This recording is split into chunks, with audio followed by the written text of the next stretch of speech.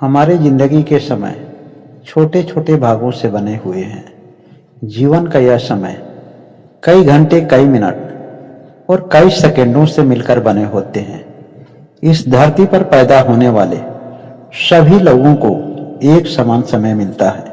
कुछ लोग इस समय का उपयोग कर अपने जीवन के सभी सपने को पूरा कर लेते हैं, तो कुछ लोग समय का दुरुपयोग कर अपने बर्बादी के सभी दरवाजे खोल देते हैं।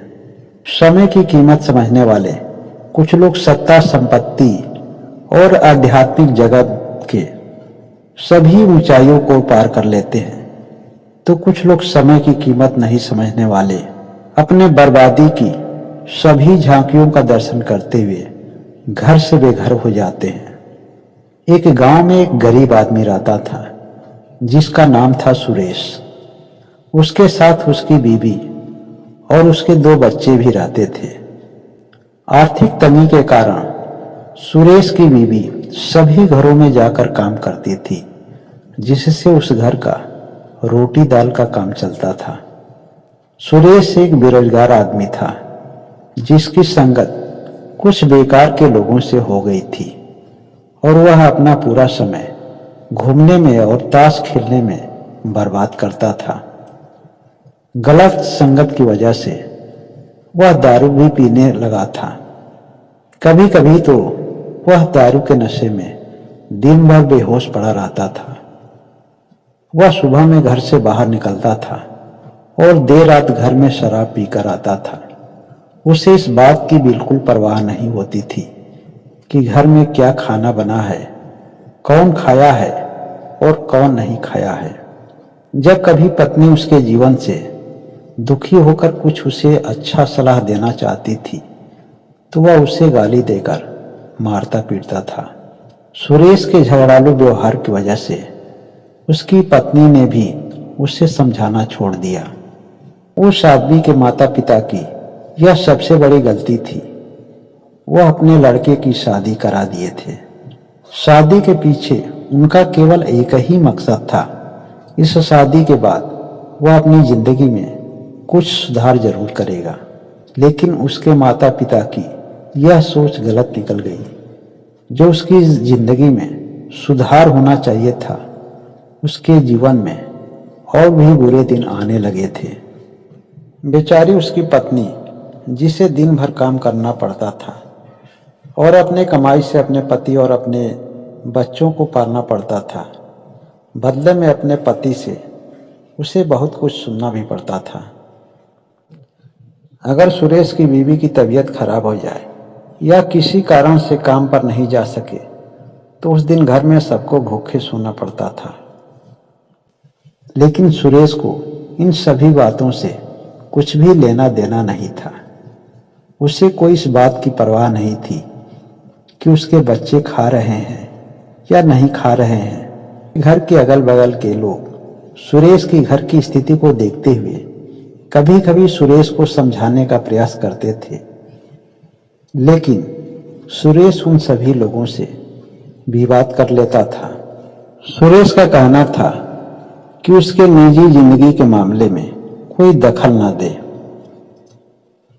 इसमें और लोगों को दखल देने का कोई भी अधिकार नहीं है। हमारे जीने का ढंग ही कुछ अलग है।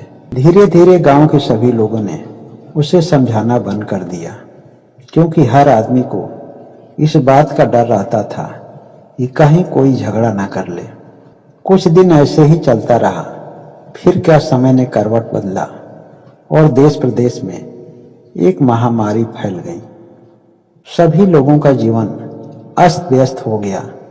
महामारी का प्रकोप इतना तेजी से फैलने लगा कि देश में मरने वालों की संख्या धीरे धीरे बढ़ने लगी। इस महामारी को आप सभी लोग जानते भी होंगे, जिसका नाम है कोरोना वायरस। जितने भी कामकाजी लोग थे, उनके आर्थिक जीवन पर काफी गहरा असर पड़ा। ऐसे में सुरेश की बीवी का काम पर जाना बंद हो गया और उसके घर की हालत पहले से काफी बदतर हो गई। उसके घर में अन्न के एक भी दाने नहीं रह गए। उसके पास अब पैसे भी नहीं बचे थे। समय से खाना नहीं मिलने की वजह से उसके छोटे बेटे की तबीयत अचानक खराब हो गई।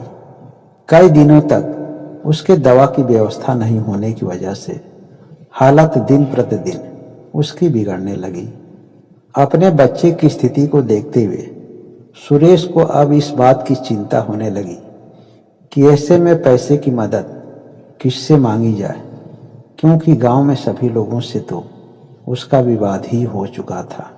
फिर भी वह अपने बच्चे के लिए सभी घरों में जाकर मदद की गुहार लगाई, लेकिन हर लोगों ने उसे मदद देने से मना कर दिया।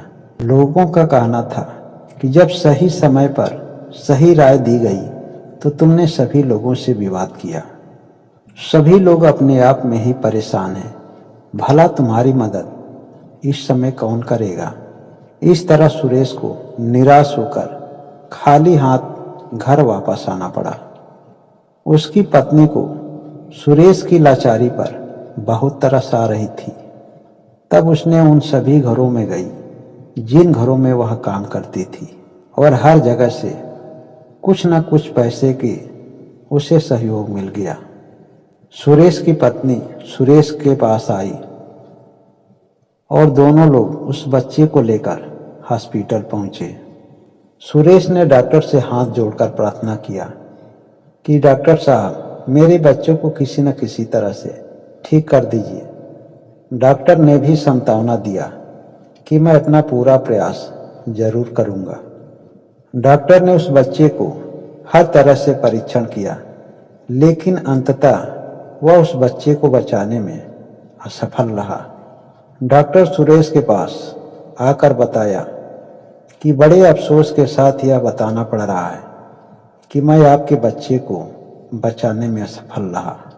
अगर आप अपने बच्चे को 5-10 घंटे और भी पहले लेकर आए होते तो संभावना थी कि मैं आपके बच्चे को जरूर बचा पाता। डॉक्टर की यह बात सुनकर सुरेश अवाक रह गया। उसे अब कुछ भी समझ में नहीं आ रहा था।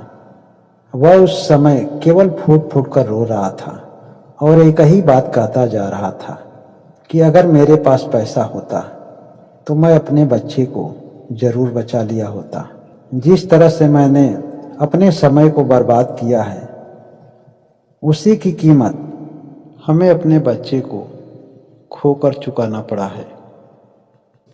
दोस्तों, इस कहानी से यही सीख मिलती है कि कभी भी किसी आदमी को अपने समय का दुरुपयोग नहीं करना चाहिए, अन्यथा बाद में ग्लानि और पछतावा के अलावा कुछ भी नहीं मिलता है।